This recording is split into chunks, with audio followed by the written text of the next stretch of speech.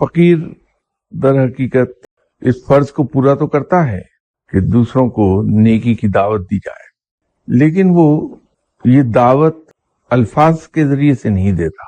وہ لوگوں کو نیکی کی طرف بلاتا ہے اپنے عمل سے، اپنی پرسنل ایگزامپل کے ذریعے سے۔ لیکن اسے محتاط رہنا چاہیے اس معاملے میں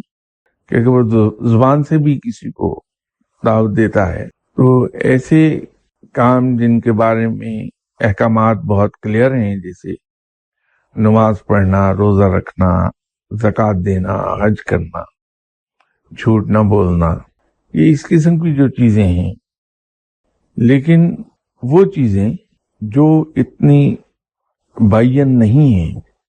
ان کے بارے میں انسان کو اظہار خیال نہیں کرنا چاہیے۔ وہ صرف عالم ہی مجاز ہے۔ فقیر ویسے بھی تنقید سے دور بھاگتا ہے، وہ نصیحت سے دور رہتا ہے۔ وجہ یہ ہے کہ نصیحت سے انسان چڑھتا ہے، باغی ہوتا ہے، بھاگ جاتا ہے۔ فقیر لوگوں کو اپنے سے دور نہیں بھگانا چاہتا، وہ انہیں قریب بلاتا ہے کہ تاکہ لوگ اس کے پاس آئیں اور مشاہدہ کریں، اس کے کردار سے، اس کے رکھ رکھاؤ سے، اس کے عمل سے متاثر ہوں اور اس کو فالو کرنا شروع کر دیں۔ اسی لیے میں نے شروع میں عرض کیا تھا کہ فقیر اپنا یہ فرض تو پورا کرتا ہے دعوت کا،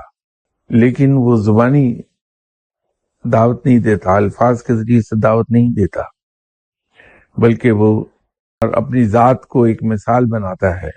جن احکامات کے بارے میں وہ لوگوں کو دعوت دینا چاہتا ہے۔ دوسری چیز یہ ہے کہ فقیر ہمیشہ اپنے ذہن میں ایک بات رکھتا ہے کہ کسی کے فالٹ کو پوائنٹ آؤٹ کرنے سے پہلے مجھ پر لازم ہے کہ میں اپنے اندر سے تمام فالٹ دور کر لوں۔ تو وہ ساری عمر اسی کوشش میں لگا رہتا ہے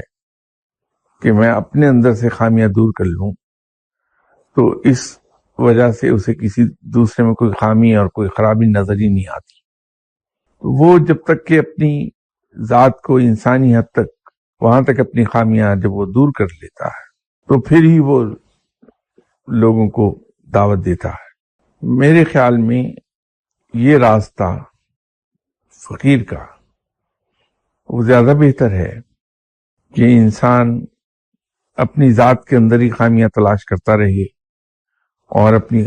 ان خامیوں کو دور کرنے کی کوشش کرتا رہے۔